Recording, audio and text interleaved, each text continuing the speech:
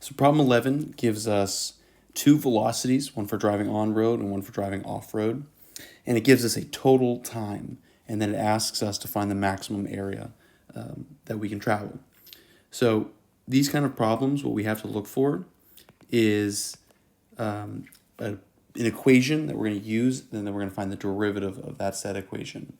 Because as we were doing with some of the problems before, we know that if we use a derivative and set it equal to 0, we'll find a critical point of that equation.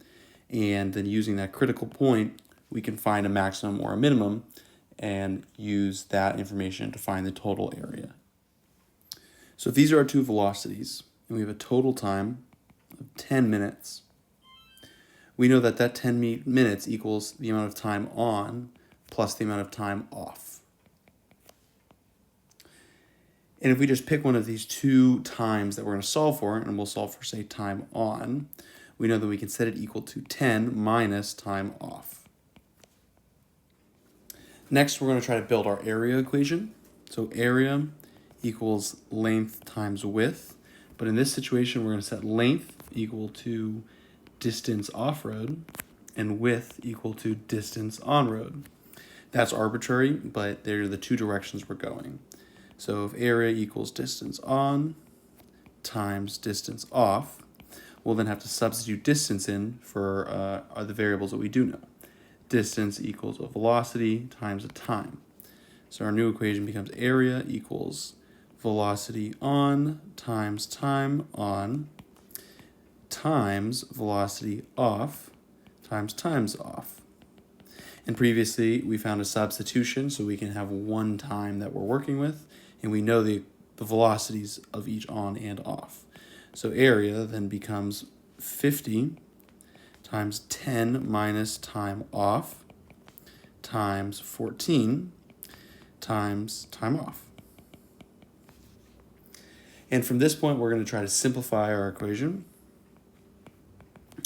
Area equals 500 minus 50 times off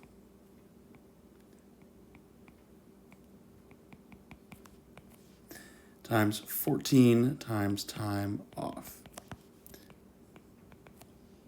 You get 7,000 time off minus 700 time off squared.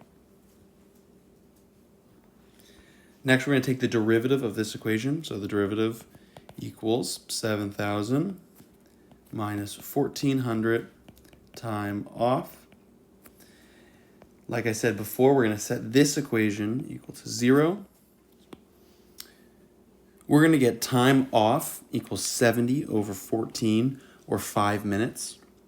When we're working with our velocities, we have miles per hour, so we want to convert this to hours, and we get 1 over 12 hours.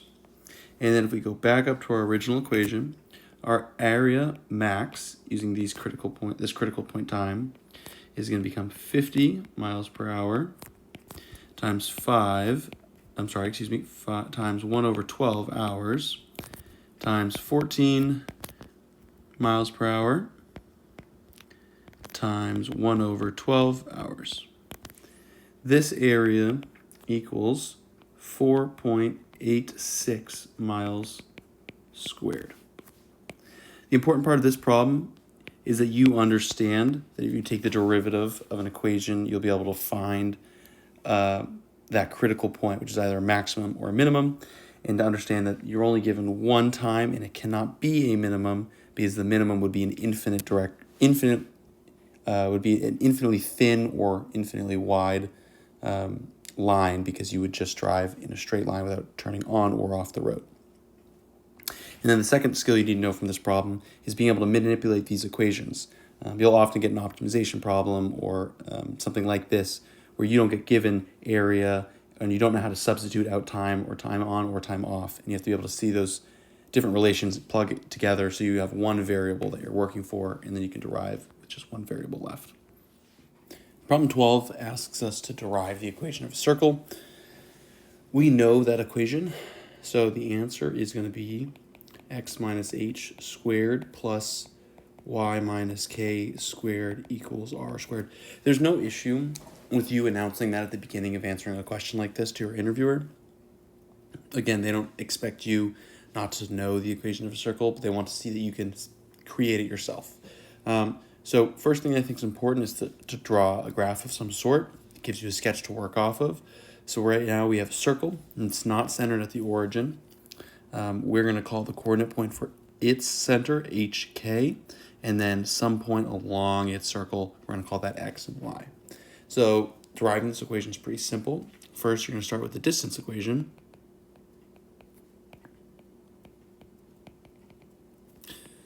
which is the square root of some x-coordinate minus initial x-coordinate squared plus y, some y-coordinate minus some initial y-coordinate squared equals some radius. This is based on the Pythagorean theorem, so if you need to be able to derive the distance equation, that's another easy step you can do as well.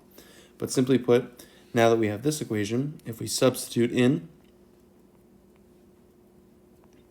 our points, which we're going to call x minus an initial h squared plus y minus a k squared equals our radius of circle, and you square both sides, you get radius squared equals x minus h squared plus y minus k squared.